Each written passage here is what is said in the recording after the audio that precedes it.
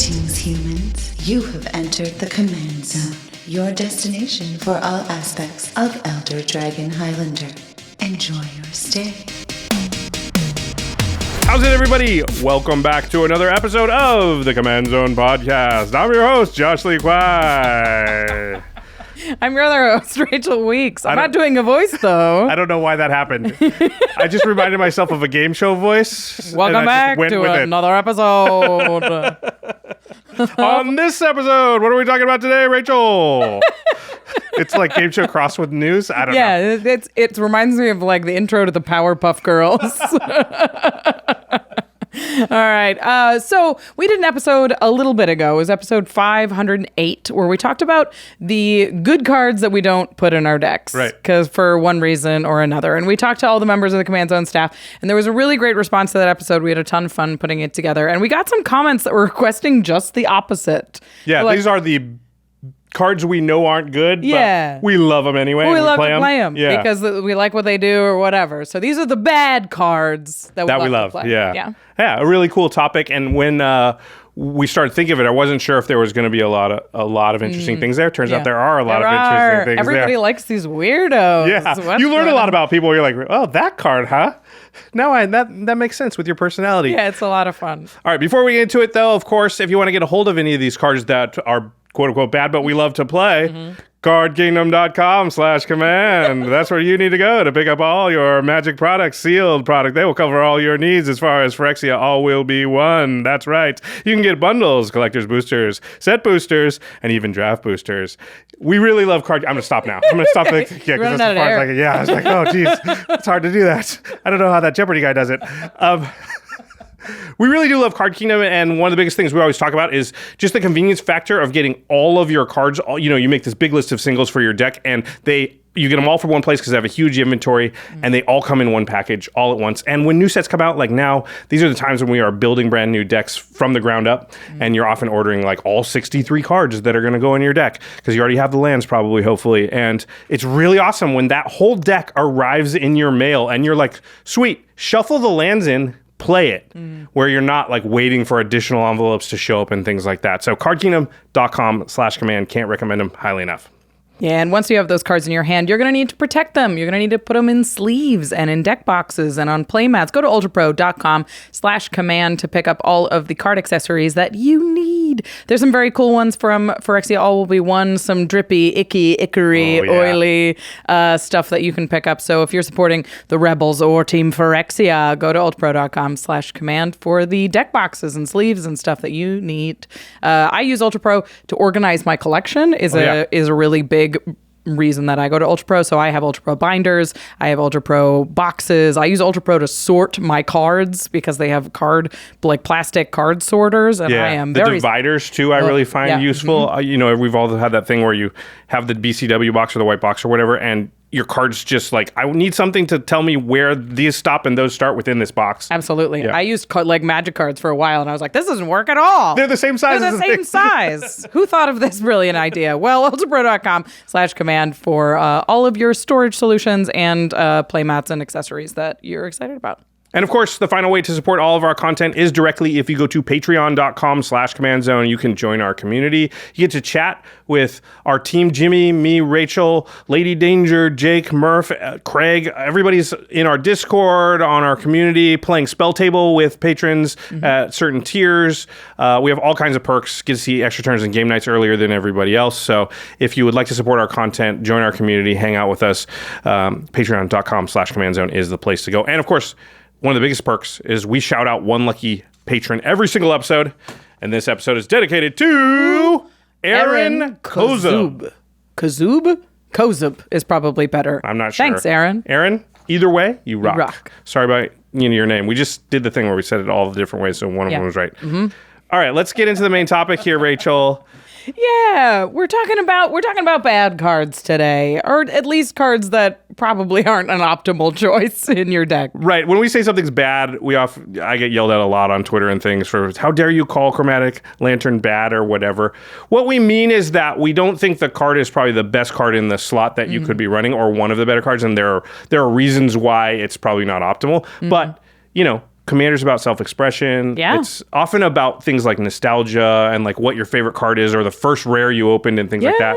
And it's, I think it's a great format to be able to still play those cards. Absolutely. I mean, so much of Commander is personal choices and being able to build a deck that you enjoy playing and your friends enjoy playing against. So some cards aren't right for that, whether they're the best card in that slot or not. Yeah. But sometimes you're like, you know what? I like this card that goes way over the top. Like I probably could win without it, but this one takes me sailing. And those cards, like dangerous cards or explosive cards, like those high variance cards. High ceiling, low floor cards tend to be really fun to play with, but aren't necessarily like great. Like, they're not showing up in Legacy. Right. If you're trying to win more games, and sometimes, it can be part of the fun quotient is, how often you're winning, then some of these cards maybe. That's why we call them bad. I don't ever want anybody to feel like if we say a card's bad, that we're saying you shouldn't play it if you like it. If you like it, you should play it. You should do the things. If you like it, then it's good. Then you should do it. Yeah, that's a game. That's the whole point of it. Yeah, but if a lot of people are looking to us for card evaluation and just honest opinions about whether cards are worth it or not, and it feels like it's kind of our job to let them know. And I don't think that card's that good. If you want to play it knowing that it's not good, great. And there are cards that we all play that we know are not good, and this is what this is going to be. Yeah, I mean, a lot of these choices are made for aesthetic reasons or for playstyle reasons or power level reasons. Some of them are just made because they like the art. Yeah. Like if I have a secret lair version of a card, I'm putting it in a deck. Right. It may not be the best. Yeah. But like I put Vizier of a Menagerie in a deck recently. I was like, I haven't played this card in a while, but look at this. It's got a weird little snake on it. And it's going in a deck. Yeah, that's great. Yeah. Okay. So Rachel sat down with a bunch of members of our team and talked to them about the cards they know are not that great, but they still love to play. Let's start with the first one. Let's get into it. All right, we've got Jordan Pridgen, one of our writers here, with a card that you know could be better, but you still love to have in your decks. Yeah, this is the card that when I have it in my decks and I like give the deck to other people and I'm like, what should I cut? They go, easily this one. And I go, no, that's not allowed. And that's Doubling Cube. I love this answer. Yes. So Doubling Cube is a 2-mana artifact, so you can play it in any deck. Pretty fun. But it has the activated ability of 3 and tap, double the amount of each type of mana in your mana pool. So it's a mana doubler, like, after the fact. Sure. You need to, after you pay the 3 mana to activate it, you need to have enough mana left in your mana pool to be net. Right. Positive. So at least, what, 4? So it does nothing unless you can already produce 6 mana. Okay. And then if you have 6 mana, you make 10. If you have 6 mana, you're even. You break even at 6 mana. Okay, yeah. So at 7 mana, it starts making you mana. Yeah, okay. At 7 mana, it makes you net 1 extra mana. Right. And at 8 mana, it makes you like net 2 extra mana. Yeah. But it just keeps getting better as you have more mana. Right. And a lot of people tell me, they're like, yeah, but at 8 mana, you're only going to make like 2 extra mana. But I don't want to make 2 extra mana. Right. I want to make like 60 extra mana. Right. Okay, I love that. And the thing that I love about this card is it actually doubles the amount of mana that's in the thing. Because there's a bunch of cards that are sort of like doubling effects. Gives you 1 additional. Yeah, like Zendikar Resurgent type stuff and things where it's like, oh, every time you tap a forest, you get 1 extra. I don't want 1 extra. I want to double everything. It feels so much cooler to be like, no, I'm doubling the power that I have. Yeah, and like my ideal board state, my number one favorite thing to do in Magic, if I can pull it off, is to have like Mana Reflection, Doubling Cube, Nyx Bloom Ancient, and just get to the point where I'm making like 240 mana on a turn. Right. Not infinite. Right. Infinite, like anyone can go infinite. Yeah, but the thing is, it takes a specific deck to go 240. Exactly. Because if you go infinite, people go, "Oh yeah, you got infinite mana, you can do whatever." But if you go, "I just made 398 mana," people go, "Oh my god, that's cool."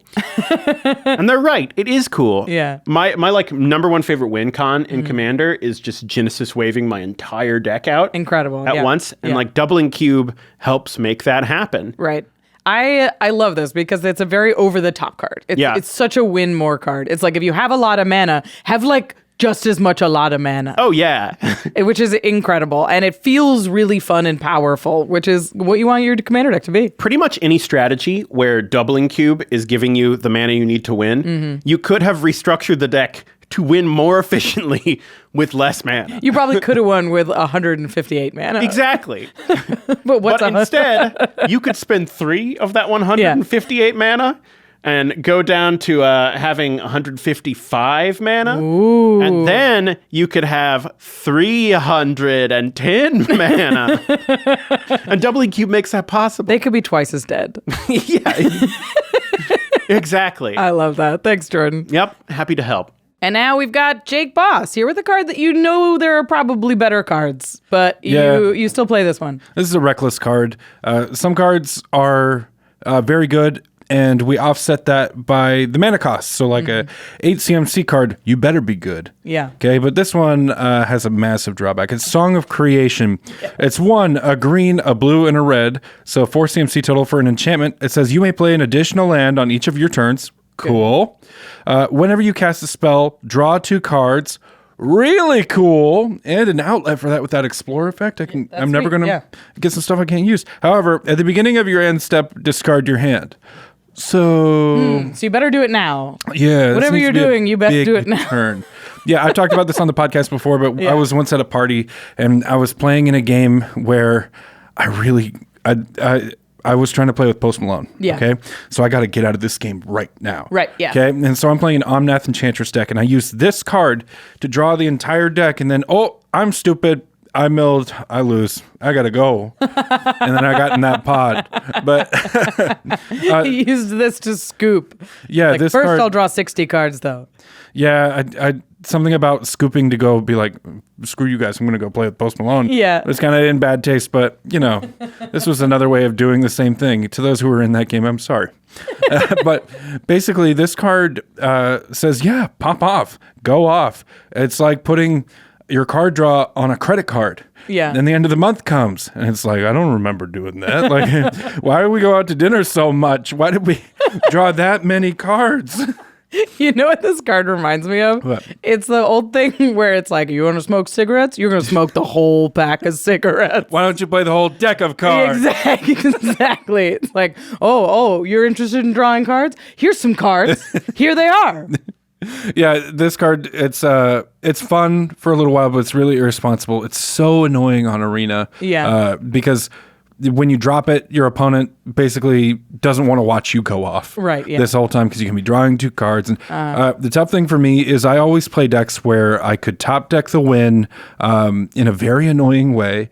So a lot of the times, you might drop a card and your opponents will say, so we're all dead, right? Yeah. Not with this. Like, so you're just going to go a lot and probably discard your entire hand at the end of the game. That's great. Thank you so much for respecting my time. I'm so glad that we invited you over again.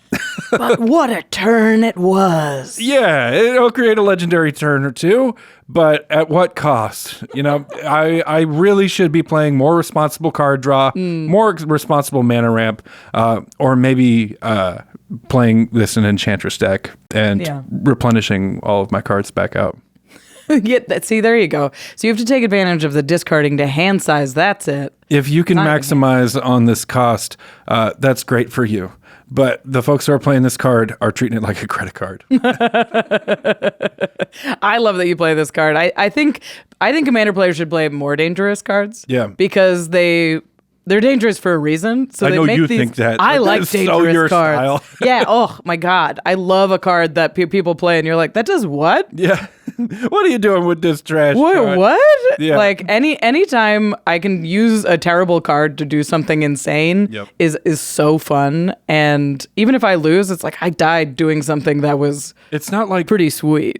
People don't yell, "Hey everyone, come over here. Yeah. This guy's doing crazy things with a crazy card." Yeah. But more like, you're using which card to do what? Yeah. That's a story. Yeah, those are the ones I want. Yeah. Well, I love this. I'm glad you're still playing it. Thanks for taking the time, Jake. Thanks for having me. And now we've got Manson Leung here with a card that there's probably better cards. Oh, yeah, there's definitely better cards. But you still like to play this card. What card is it? So this card is called Null Brooch. It's a 4-mana artifact. You could pay 2 and tap it discard your hand, I'm listening. counter target non-creature spell. How good, right? It's sweet. You can like, as long as you're not drawing cards. Yeah. it's perfect. Who needs a hand, right? Yeah, if I can't have a hand, you can't have that spell. I love it. So there's definitely better counter spells. Why Null Brooch? Well, for one, it's really good in my Maria deck. Here. Yeah. So it cares Maria's about an artifact artifact. deck, yeah. So the play pattern of that is basically I drop my whole hand, and now I'm just drawing off the top of my library. So I figured if I don't have a hand most of the time, anyways, I might as well play a counterspell that can, Yeah. If you don't have a hand, then this puts a counterspell in your hand every turn. Yeah, exactly. And the cool thing I would think about this card too is there's always that threat of activation as well, right? For sure, yeah. Because if people see that on the board, people aren't going to run spells into this for the most part. It's definitely a rattlesnake type effect where you're like, I won't, fine. Yeah. And plus the art's kind of cool, am I right? It is so cool. I will say I have definitely tried to put this card in decks because I love the art and like a brown border artifact. Come on. Yeah. But yeah, it's too rough. Discarding your hand is very rough. I don't know. How often do I have actually no cards in hand? And it makes sense that it like in a deck that can dump its hand fairly reliably, that this becomes good. But I mean, you still have to pay 4 mana to get it into play, and then make sure you're holding up 2 mana every turn. It's not like a crazy cost, I will say, but it does. You do need a little bit of a setup there. Yeah. Also, if it upsets somebody to the point that they spend a removal spell on this thing, you're like, first of all, I'll counter it. Yeah. See, now you need 2 people. Yeah, almost. now you need or 2 people. 2 removal to spells. be so upset about the Null Brooch that you're like, okay, so I'm just gonna play my win con now. At that point, you use 2 removal spells on Null Brooch. Am I right? Like, come on. Incredible. Anytime you can get a removal spell on an old card from Exodus? Yeah, it's a win for me. Yeah, well, for sure. I appreciate it. I'm glad you found a home for it. Very sweet. Thanks. And now we've got an assistant Game Nights editor, Arthur Meadowcroft, with a card that there are probably better cards, but you like to play this one. Yeah. Tell us about it. I love it. So this is Repay in Kind. It's a 7 mana black sorcery, 2 black pips, 5 colorless. And it says each player's life total becomes the lowest life total among all players. This is a sweet one. I haven't seen a Repay in Kind in a long time, but I love it. Yeah, it's perfect for those 6 people pods, right? Exactly. The more players, the more power. So there's a few reasons that I like this card, Rachel. I like, especially for a mono black deck, if you're using your life as a resource, you've got your out in a way. Yeah. It's not a finisher per se, but I use it as a finisher, especially in those situations. It's information you have in your hand that your opponents don't, right? So similar to like any other win con, you're in a situation where you've got the power to set up the play how you want, and the payoff is usually just really unexpected and exciting, and that's why I love it. Yeah, I think the unexpected nature is so big because you look at a card like this and you're like, okay, why don't you play Grey Merchant of Asphodel, or why don't you play Torment of Hailfire instead? Because it fills that similar kind of role. Exactly. But it is different. Like, this is a different kind of effect that almost feels like more black. Like, it's very spiteful. Yeah, it's super black because you're sitting on a Keurig and you'd pay the 2 black pips, you'd probably lose 4 life to cast it, but your life total even lower. Yeah. Also because people are probably attacking you if you're the black player because you use your cards already as resource, because they're saying, the black cards, you pay life for all your stuff, so go attack them. Yeah. Meanwhile, you're sitting there looking at a Repay in Kind going, keep attacking me. That sounds like a great idea. Yeah. I had a friend who used to play Repay in Kind all the time, and it was because his decks were always the scariest, and he was always the public enemy number 1. Arch enemy? Arch enemy, yeah. And he was like, okay, I'm going to start running Repay in all of my decks, and you guys will pay the price. And I love that. That's it's such a fun card to cast. Nobody expects their punching bag to punch them back, I guess. Exactly.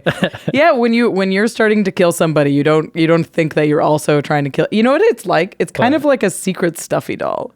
Yeah, because Stuffy Doll, it's like the indestructible thing. It's on board, and they're like, oh, well, I'm not going to attack you because then it's just going to come back at me. Right. But what if you are literally the Stuffy Doll in this Stuffy Doll.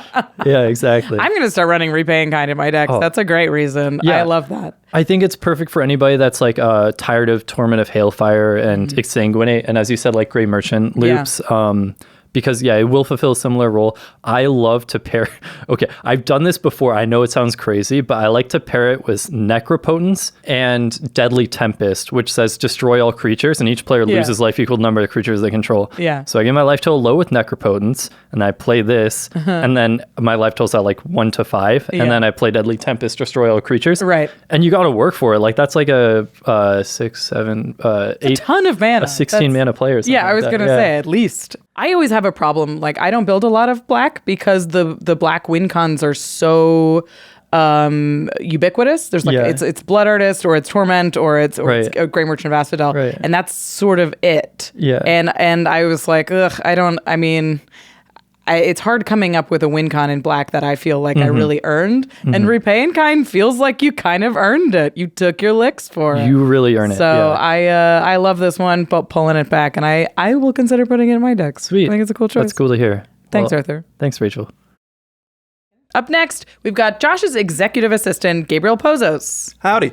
Thanks for coming. Yeah. We're talking about cards that we know are probably not the best anymore, but we still love to put in our decks. Right. I mean, sometimes these cards can still pack a punch, especially if you're on a budget, for sure. The card I want to talk about today is Aurelia's Fury. It's an instant spell that costs X red and white. Aurelia's Fury deals X damage divided as you choose among any number of target creatures and or players. Tap each creature dealt damage this way, and players dealt damage this way can't cast non-creature spells this turn. So, you may find yourself in a game, right? You've been battling out, going back and forth, and it finally gets to your turn, and you have in your hand or on the field what you need to be able to close out a game. So you tap out, you go for broke, and what happens? You cast a spell, and it gets countered. Yeah, well. And now you just have to pass and Oro's way.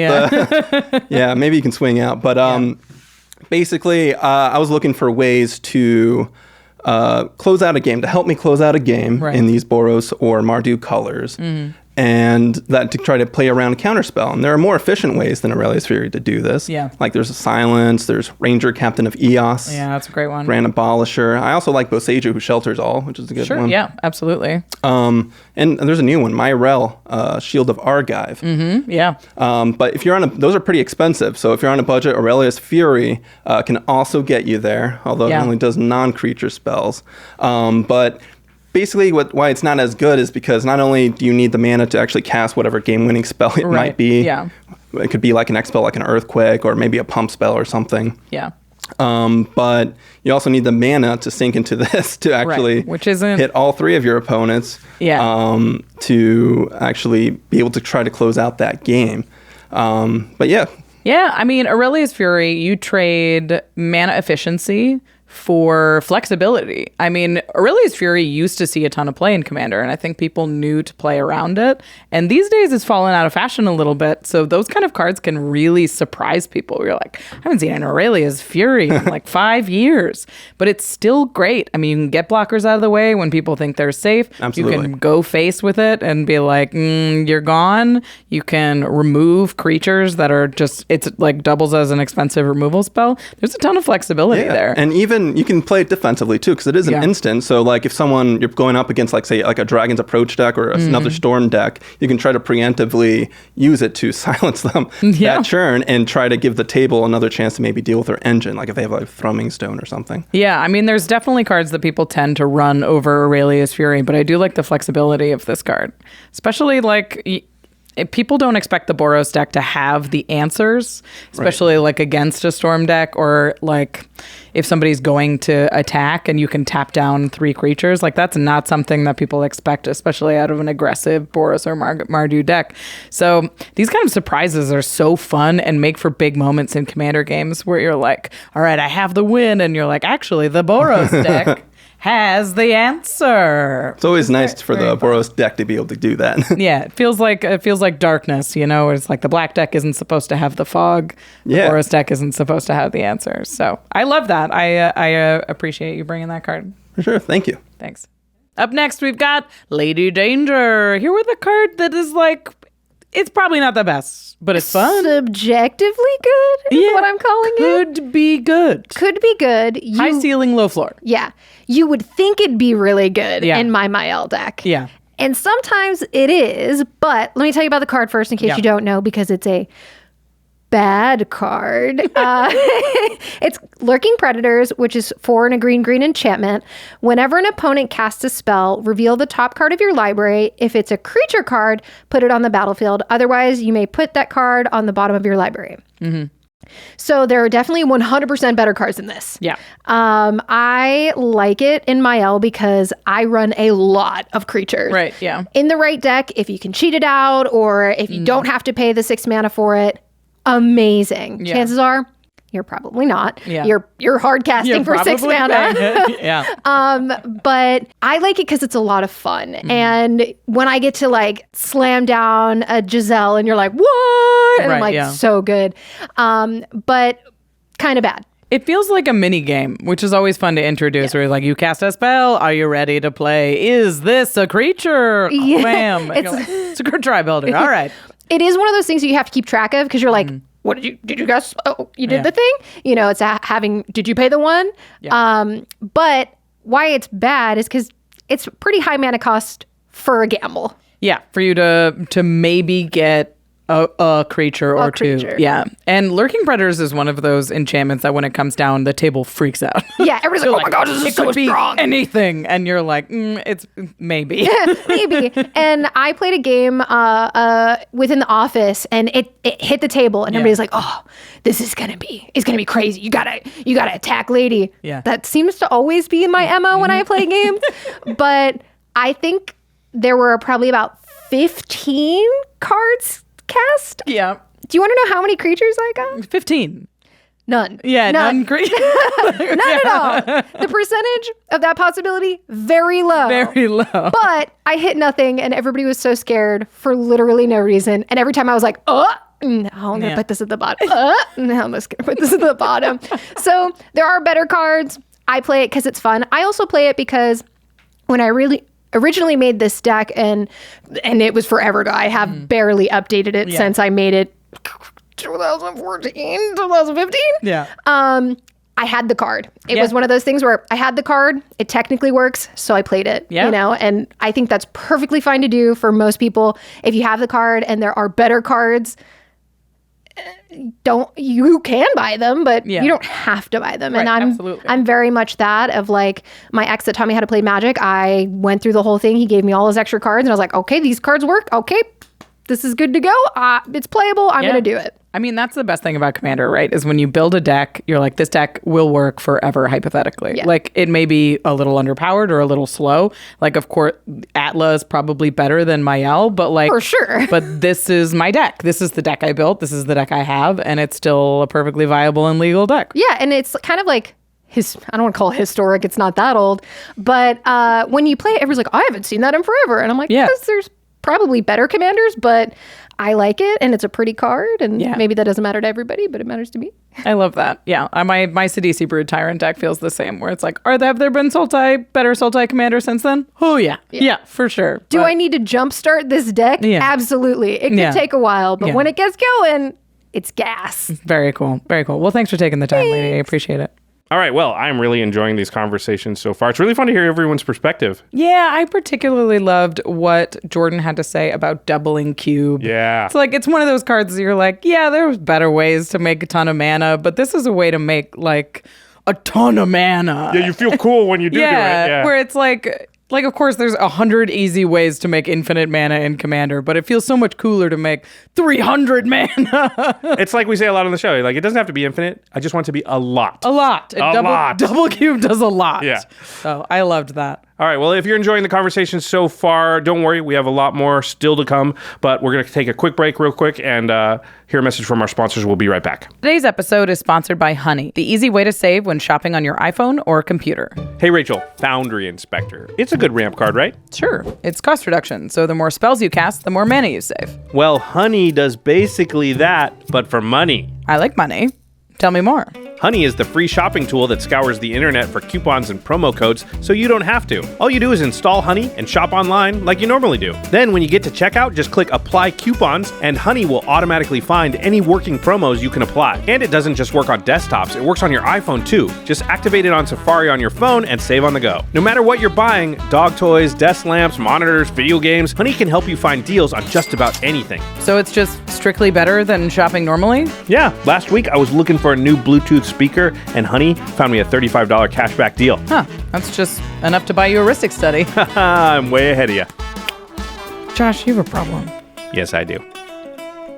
If you don't already have Honey, you could be straight up missing out. And by getting it, you'll be doing yourself a solid and supporting this show. Get PayPal Honey for free at joinhoney.com/commandzone. That's joinhoney.com/commandzone. This episode is sponsored by BetterHelp. What has happened to me? I have changed. No longer am I Urza Lord Protector. I am Urza Planeswalker.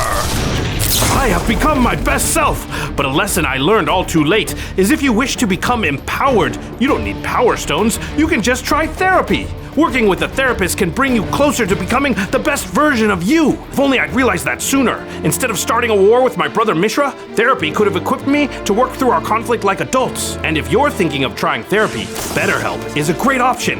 It's convenient, entirely online, and more affordable than my meld cost. Heck, in my rage, I blew up a whole continent. With BetterHelp, I could have learned to manage my emotions in a much more productive manner, like macrame or something. Yes, macrame. I shall master macrame. The world shall quake at my every knot. I hear the megalomania there. Okay, I'm going to therapy now. Discover your potential with BetterHelp. Visit BetterHelp.com/commandzone today to get 10% off your first month. That's BetterHelp, HELP.com/commandzone. Thanks for watching, everybody. We are talking to the members of the Command Zone team about cards that they know probably aren't the best, but we love to play them anyway. I gotta say, a lot of the cards so far mentioned, I was like, I do love that card. They're fun. Yeah. We've gotten some very cool selections so far, and we've got a few members of the team to go, so stick around. And now we've got Mr. Infect himself. It's Craig Blanchette. What's up, everybody? Yeah, we're talking about cards that we know are probably not the best. They are better cards. Not the best, but they have some payoffs or something. Yeah, that you still put in your decks because you're like, you know what, I just like having the option. I do. I hear you. And that's exactly what this card does. It gives you a lot of options. Yeah. All right, what card you bring? So I am bringing Mirrorpool to the table. So Mirrorpool is a land that enters the battlefield tapped. It taps for a colorless. You can also pay 2 a colorless and tap it, sack it, copy target instant sorcery spell you control. You may choose new targets for the copy, or pay 4 colorless, tap it and sack it. Put a token onto the battlefield that's a copy of target creature you control. Cool. So for me, it's the enter the battlefield tapped is, definitely a feel bads. One of the 2 downsides of the card. Also, it taps for colorless, which doesn't help you, get your commander out usually. But the payoffs for me, I typically don't use it for the instant or sorcery because you have to pay the 4, 2 colorless and itself, so kind of 4. Sure. In addition to the instant and sorcery, which in certain decks can be great, but with those 2 downsides, how it comes into play tapped and whatever, it usually doesn't make it into instant and sorcery decks. But where I really like it is in big payoff decks or token decks. And the reason why is because when you pay 4 colorless, tap it, and sack it, you get a copy token of a creature that you control onto the battlefield. So in token decks, if you have anything like Doubling Season or Mondrak Glory Dominus, Anointed Procession, Parallel Lives, all those, anything that populates, exactly, will double any creature that you create with it.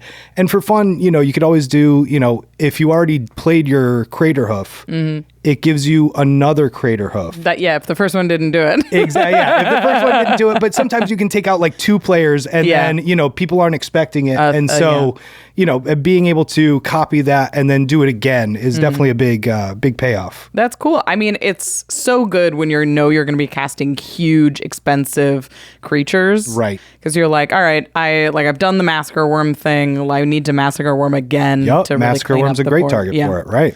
That's a ton of fun. I hadn't thought about it in creature decks because it does seem expensive, and the colorless limitation is hard. It is tough. So do you play a lot of like colorless rocks? Do you tend to? Actually, I typically play in those decks that play that. I'll play the filter lands. Sure, because the filter lands also tap for colorless. Like pain rocks, lands. exactly. Pain lands, right? Rocks to obviously Soul Ring and Mana Crypt and Vault and stuff like that, just in case. But yeah, usually those big creature decks, like Rakdos, like Kalia, where you want just another big creature. It says so much about your style of play. Oh, so much. Like, I Yeah, have one so big much. thing, but I want 2 big things. I'm all about board presence and having something cool and big. And so, yeah, this allows me to have another go. Because also, if somebody like targets my thing and tries to kill, say a legendary creature or something, I can copy that legendary creature, let it fizzle. Exactly. And now I have the new one. Love it. I love that. I love that Mirrorpool is still seeing play. Thanks for taking the time, Greg. Yeah, absolutely. Thanks for having me. All right, up next, we've got our podcast editor probably editing this episode. It's Damen Lenz. Hey, how you guys doing? Happy to be here. Yeah. So we're talking about cards that we know there are better cards, but we like to play them because of reasons. What card did you bring today? Yeah, I feel like we all have cards like this. But for me personally, my card is Search for Glory. It's 2 and a white for a snow sorcery. You search your library for a snow permanent card, a legendary card, or a saga card. You reveal it, put it in your hand, shuffle your library, and then you can pay for every snow mana you use to cast this spell, you gain a life. So it just gives you a little bit of life for no reason. Yeah, basically. Because of snow. Yeah. Because of a Christmas magic. Yeah, exactly. Magical Christmas land gives you up to 3 life. So like the thing with this card is like it's a 3 mana tutor, which isn't the best, and sorcery speed. And it's sorcery speed. Like there's all those things. I just love 2 things. I just love snow. I just really like snow. Like I love it so much. I'm sorry, Modern, but I just really like snow. Yeah. And additional card that synergizes with the snow thing that I'm doing, I just think is really cool. And the other thing that I really like about it is like this card can tutor for things that white normally can't. Sure, yeah. Like lands as an example. You're gonna miss your land turn 4. You're just like, well, I'll just throw this out to go get my snow card, my snow land, and play it.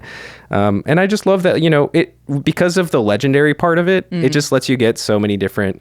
It gets more and more flexible every year. Yeah, you can get like planeswalkers, you get legendary creatures, and I just really like that. This is the type of card that over time, as you kind of said, just keeps improving because they just keep giving us more and more legendary creatures.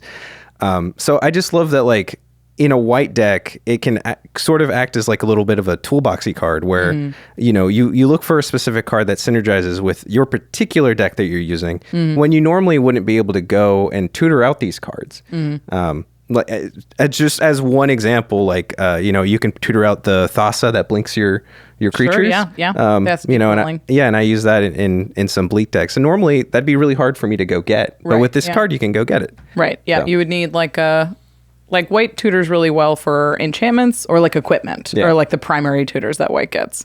So this one gives like adds planeswalkers, adds legendary creatures, adds basics. Yeah. That's interesting. I hadn't really thought about it like that, but when you think about it, you're like, okay, so this can go get me like Sword of the Animist, which is a legendary thing, and which I'm tutoring for a lot in white decks. It can also make sure I hit a land drop, or it can get me like what's the Elspeth that's a board wipe. That's pretty solid. It's a little bit of a build around, but there's so many legendaries that are so powerful. Yeah, and that's pretty cool. Yeah, and like I just love the card. It's sort of a pet card of mine, and while it's not the best being at 3 mana and at sorcery, I just love that.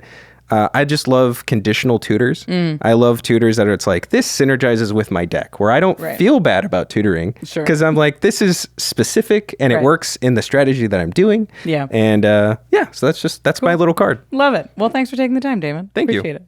Deuces. Up next, we have our junior video editor, Eric Lem. We're talking about cards that we know there are better cards. Oh, yeah. But we still like to run these cards. Yeah. What's your card? My card is Berserk. It is a single green for an instant. Cast Berserk only before the combat damage step. Target creature gains trample and gets +X/+0 until the end of the turn, where X is its power. At the beginning of the next end step, destroy that creature if it attacked this turn.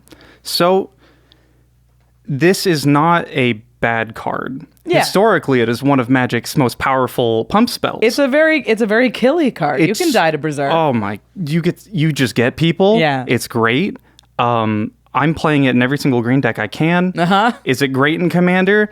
Not really. When you're trying to kill 3 players with 120 life, it becomes a lot worse. Spending one card to do like a lot of damage isn't as much as like when one card could also be Triumph of the Hordes or something. Exactly. Yeah. So typically it is not what you want as a payoff, but I really like hitting people for big numbers. From one creature. Right, yeah. So if you're swinging a 5/5 at someone, you're like, I'm going to hit you with 10 trample instead. And then it just does it. Look, I totally get it. I love playing a combat trick in Commander because people do not expect them. They'll make blocks and you're like, I have it. Yeah. I have the Berserk, and now you lose your creature and you still take damage. Yeah. It's also fun to do weird political ploys where, someone's like, oh man, I could kill them if only I had a little more. And you're like, oh, you could kill them, you say. And then you Berserk, and then you get rid of their threat, and then a player's out, and it's just a great time. That's a huge 2-for-1. If you can remove a player and an opponent's creature, for a single green. So fun. Very narrow removal. I love when people are like, it's a removal spell, and you're like, I guess technically. In a way. But I love that there's those moments that are surprising and big and nobody sees coming. And that's the kind of stuff that people remember from Commander games. Yeah. So making sure you have those kind of things in your deck makes a lot of sense to me. Cool. It's the best. Buy Berserks. CardKingdom.com/command. Thanks so much, Eric. You're welcome. I appreciate you taking the time. Thank you. And up next, you know him, you love him, we've got Murph. Hello. Talking about a card that you know there are better cards. Yes. But you still prefer to run this one. What Definitely. card is it? So the card that I run in a lot of decks, even though there's probably better cards to fill the slot, is Howling Mine. Yeah. So Howling Mine, it obviously has a lot of homes in different decks, like Nekusar or something, and it's obviously good there. Like, don't get me wrong. But just generically as a card, it's not that great because you have to be the one to play it. And then everybody is going to get that additional card before you get it. Right, yeah. So you're down a card, and then you make that card back up when it gets back to your turn. And then it has to go around another round of the table before you actually get that card advantage. Right, yeah. Exactly. So honestly, not the greatest card in the world. Yeah. However, I do like it because of what it does to the game. Sure. So I really, really like when Howling Mine is in play, whether I play it or somebody else plays it, because I feel like it makes sure everybody always has action. Everyone always has things that they can do because their hands are mostly full. I think the worst part about a Commander game is when somebody's sitting there and is like, well, I guess I'm just top decking. I just don't really have much I can do. I think Commander games are most fun when everybody gets to do at least something. Not that everybody does the best thing that their deck could possibly do, but as long as they're doing something, that's what I think makes the most engaging and entertaining Commander games, at least in my opinion. Yeah, I agree. I think when somebody runs out of gas and is stuck, it effectively turns the game into a 3-player game. And now you're like, all right, we'll just wait for this person to figure it out. And then that player usually ends up coming from behind because nobody's touched their board in 6 turns or something. Exactly. And it doesn't even have to be one person out, really. Sometimes it's, well, there's 2 people that are clearly ahead of the other people at the board, and there's nothing that they can really do. So I think Howling Mine, when it's in play, really helps to mitigate that effect. Sure. And I think it's just such a low cost to include in your deck as far as like mana value wise, because it's only 2 mana. You can drop it early. You can usually find a slot to play it on one of your turns. Yeah. There's rarely a time when I'm like, oh man, I just have this Howling Mine that's just stuck rotting in my hand. Right. Usually you just dump it. It's so usually cheap. you can just dump it, and then you can make sure that you're drawing a couple extra cards for the rest of the game. Everybody else is going to be drawing a couple extra cards for the rest of the game, and bar or Vandal Blast or something else that like blows up all artifacts. Usually people aren't going to be targeting your Howling Mine. Again, if you're not playing something like Nekusar. Right, or something. unless they're worried about that. And then in that case, they're probably just removing Nekusar. In that case, they're probably just removing Nekusar. Because like, we're fine with a Howling Mine. Yeah, most people like drawing extra cards. Right. It can get you some favor with the table, but that's not usually why I run it. I'm not usually trying to look for political favors with Howling Mine. I'm usually just like, just you all have your fun. I'm going to have my fun with my commander deck, and you all have your fun as well. Let's try to have a good game. I love that. Well, thanks, Furf. I appreciate you taking the time. Run more Howling Mine. And now we have Jamie Block, one of our writers here on staff, with a card that you know there are better cards. I do know that. Yeah. I know it objectively to be true. Yeah. But the card I love is Shiny Impetus. I love this one. It's great. So it's 2 and a red for an enchantment aura. Enchant creature. Enchanted creature gets +2/+2 and is goaded. And whenever enchanted creature attacks, you, the controller of Shiny Impetus, create a treasure token. Yeah. A little value, a little bit of defense. It goes a long way. Yeah, it's a little expensive for a thing that is sort of not removal, but you are kind of using it in a removal slot. But I just think it does so many things pretty good. Right, yeah. That it all adds up to a good card in my eyes, right. And one that no one's going to be mad at. Exactly, yeah. You don't draw a ton of hate because you played a Shiny Impetus, but it is like making you a mana every turn, hypothetically. It's making you a mana. Yeah. And it's sort of putting the threat on the thing you put it on. Like, people care more about, like, oh, that creature's the problem. Right, yeah. So it's sort of like, oh, the fact that you put the aura there and sort of had it start dealing damage out to your opponent. That's pretty good, yeah. Yeah, just getting that treasure, removing something in a way where you've sort of asymmetrically removed it. I love Goad. I have a lot of Goad decks, but I play this even in decks that have red in them that are not Goad themed. I just think Goading is fun if you have any excuse to be doing it. There's also something to be said for, like, is this game going to be more fun if this card isn't here or if this card isn't my problem? And it's kind of fun being like, all right, this card was our problem, but now it's your problem. Yeah, and you're forcing your opponents to sort of infight. And yes, you lose a card somewhere in there in the exchange, but hopefully you've gotten enough value between the damage and the treasure that it's just like worth it, especially for that spectacle of watching them deal with each other. Pitting them against them, it does a lot more than just a removal spell, where you're like, I'm going to make this game slightly less concerning, and being like, I'm going to make this game more concerning for you. Well, thanks for taking the time, Jamie. I really appreciate it. Yeah, thanks for having me. Well, that is our team talking about the cards that are bad, but they love. I really enjoyed hearing about everybody's perspectives and, so many interesting ways to sort of get in the head of different players. It really gives you a great look into how other players think about the game, which I think is always important. Yeah. Yeah. I really liked Murph's Howling Mine. Yeah. That one, it really resonated a lot with me because he not only was playing a card that, he knows is not a great card that he finds fun, but it was the reasons he found it fun were because it encourages a certain type of game. Like everybody gets to do things and for sure. Mechanically, not just like, socially. Yeah, I mean, everybody loves when a Howling Mine comes down and Murph's like, I'm going to be the guy that plays it. Yeah. I'm going to have it in my deck. And that's really cool. It's very exciting. Yeah, that's cool. Everybody needs, more Murphs in their play group, maybe. Yeah. All right. Well, I guess this leaves the question sort of hanging there, Rachel. Yeah. Do you have a bad card that you love to play? Or, listen, I know the answer to that question is yes. So many. Yeah. So many bad cards. It was a bad way to phrase it. Do you have one in particular? Because, we gotta... There's one bad card that I keep putting into decks. Okay. And it's like, there's a lot for synergy reasons, but there's one that I just like, and it's Pandemonium. Ooh. So Pandemonium is essentially Warstorm Surge for everybody, which obviously is extremely dangerous. But I tend to put it in decks that I know are going to put a bunch of big stuff down, or I'm trying to make creatures enter the battlefield repeatedly, so I'll take advantage of it the most. And like, will I die to my own Pandemonium? Definitely. Have I? Yes. But it makes this crazy game where creatures really matter and like damage is flying and you know that the game is just going to be over. And that's like it's a fun environment to put everybody in. Yeah. It feels like an enchant world. I like this one because, it's not a great card. There is still some advantage to you playing it. It's not like it's a totally like dud. Yeah. You have a high creature density, so it's likely to favor you. Right. But because of the fact that high creature density is not a very unique thing. Like there's bound to be plenty of decks that are also sure. high creature density, and you have to spend the mana to cast it. It's not cheap, and so on the turn you cast it, it's unlikely you're going to be able to like get infinite creatures into play that same turn. Right, yeah. You are really going to hand the keys over to somebody and be like, okay, let's see what you could do. Yeah. We were playing Secret Partners in my play group. It's so good. It's so scary. It's so interesting it's Secret so Partners, crazy though, in Secret Partners.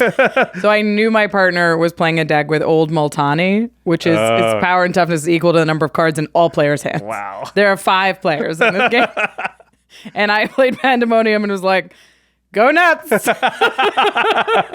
awesome. ETB like 30 damage or something. Just dome you. It just creates dumb situations. You better hope that they knew you were their partner at that point. Yeah, or at least had inferred it or guessed it. Exactly. All right. Well, what card do you hang on to that you're like, you know what, I don't, it's probably not the best.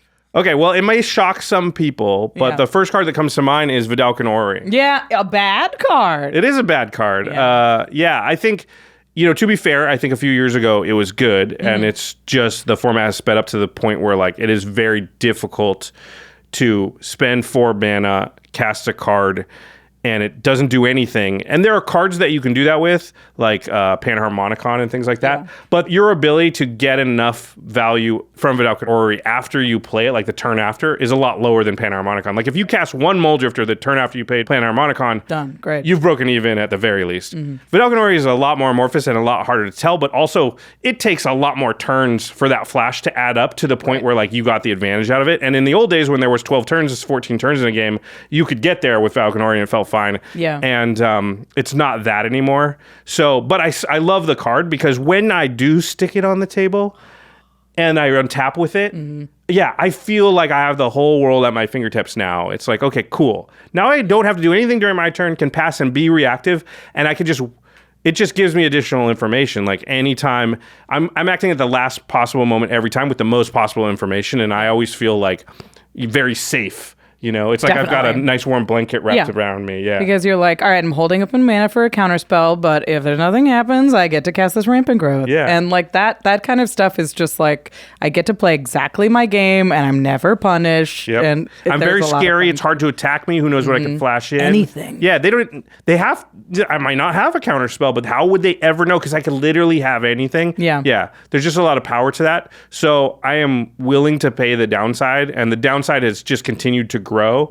I have to admit, I don't play it as much as I once did, but there are definitely still a lot of decks where it's in there, and I'm like, I can't take it out. Yeah. Because it's too cool. Yeah. And it may cost me. A lot of times it rots in my hand now, where like, if that was any other card, it would be a card I could use, and I just never get to cast it in the game. Right. Yeah.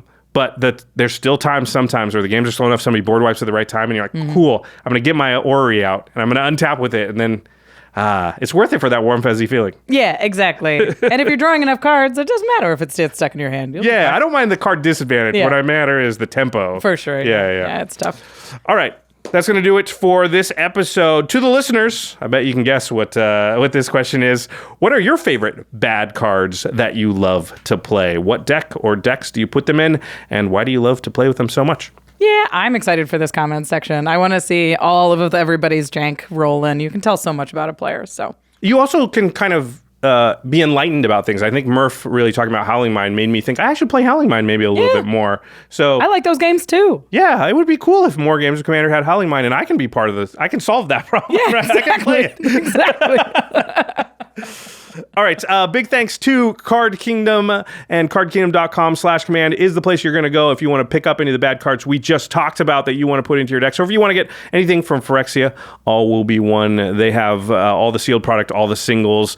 If you are building brand new decks or slotting in new cards, if you're making an order of multiple cards, cardkingdom.com/command really is the place to go, because you're going to get them all in one place from one retailer in one package rather than waiting for a bunch of different envelopes. Cardkingdom.com/command, only place to go. Yeah, and if you are building a bunch of new decks, you can pick up all the accessories you need to deck it out at ultrapro.com/command. Get the sleeves and the deck boxes you need for your new decks. Get the wall scrolls and playmats to decorate your office. Yeah. I think we're going to see a lot of Elishnorn.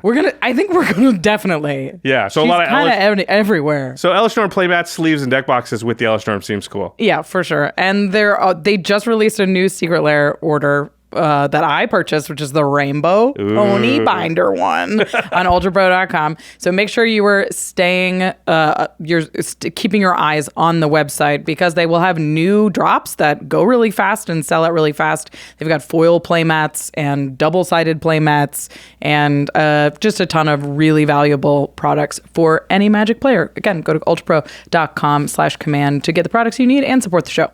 All right, now it's time for the end step where we talk about something cool outside the world of Magic. Rachel, do you have anything cool? I mean, we've talked about this a little bit, but The Last of Us? Oh, yes, we've talked about it because, well, I haven't seen it, so this is good. No spoilers. This is good. So go ahead. I'm assuming you're bringing it up because it's cool. Great. I love it. I'm in a weird situation with Last of Us because I've seen my boyfriend play the second Last of Us game. But that's it? Never seen him play the first one. So I have no idea what happens in the first video game. So I don't know what's happening. Which I would assume is what the first season's about. So I don't know any short-term spoilers, but I know a lot of long-term spoilers. It's like, well, I know that person's not surviving because I don't know who they are. Wait, maybe they lived and just wandered off into Maybe that's it. Yeah, that's my hope on all of the characters. But it's been a ton of fun to watch. It's really, really high production and really, really beautiful. And they made some changes to the game narrative that I think are for the better. They really benefit the show in a surprising and lovely way. Yeah, that's interesting because I haven't watched the show yet. My girlfriend doesn't like horror or zombie things. This is those, yeah. Yeah, and so I have to just wait for a moment when she's not, in the house or whatever to watch it. So I'm kind of saving up.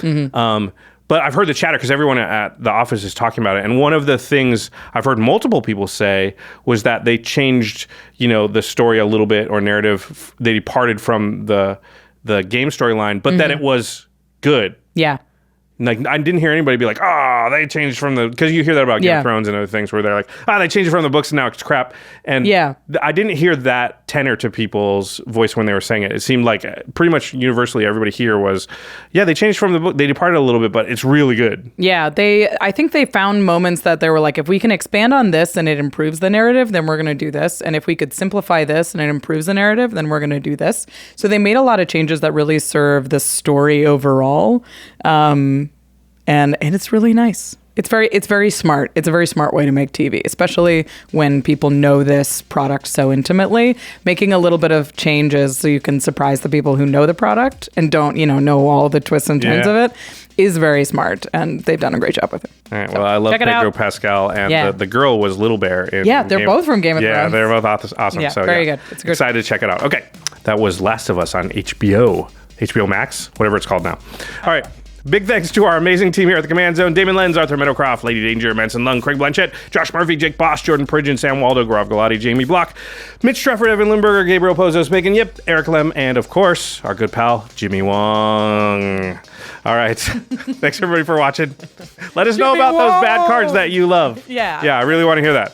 All right. We'll see you next time. Peace.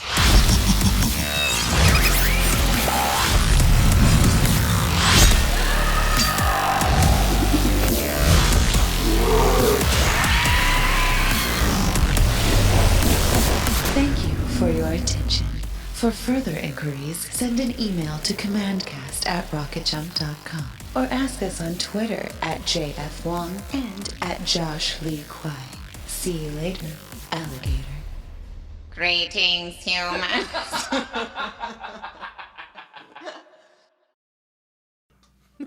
Peace. We're leaving now. The show's over. Thanks for watching. Saturday Night Live. That's what it is. Josh Lee Kwai.